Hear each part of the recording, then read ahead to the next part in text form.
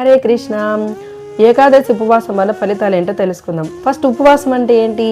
మనము భగవంతుడికి దగ్గరగా ఉండడమే ఉపవాసం అంటే.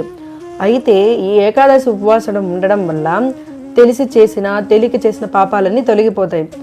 అలాగే మామూలు టైంలో మనం చేసే పూజ వేరు, ఈ ఏకాదశి తిథి అప్పుడు చేసే పూజ చాలా బాగుంటుంది.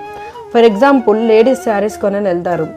మామూలుగా షాపింగ్ మాల్లో ఫెస్టివల్లో ఆఫర్స్ ఉంటాయి, మిగిలిన టైంలో మామూలు రేట్ ఉంటుంది. అట్లా మామూలు రోజు వేరు, ఏకాదశి తిథి రోజు కృష్ణుడికి పూజ చేసేది వేరు. ఏకాదశి తిథి రోజు కృష్ణుడికి పూజ చేస్తే మన పూజ అనేది చాలా ఫాస్ట్గా ఆయన దగ్గరికి చేరుకుంటుంది. మామూలు టైంలో కొంచెం లేట్ ప్రాసెస్ అవుతుంది. అదే ఏకాదశి రోజు అయితే చాలా తొందరగా చేసుకుంటుంది. ఎటువంటి పాపాలైనా సరే తొలగిపోతుంది. బ్రహ్మహత్య ఎంత మహాపాపమో అలాంటి పాపాలు కూడా మనం నిష్ఠ నియమాలతో ఏకాదశి వ్రతం చేస్తే ఖచ్చితంగా ఆ పాపాలన్నీ తొలగిపోతాయి. ఏకాదశి వ్రతంకి అంత ఫలితం ఉంది. ప్రతి ఏకాదశికి ఖచ్చితంగా ఒక దానికంటే ఒక కథ ఉంటుంది. ఆ కథ కూడా నేను ప్రతి ఏకాదశికి మీకు ఎక్స్ప్లెయిన్ చేస్తాను. హరే కృష్ణ.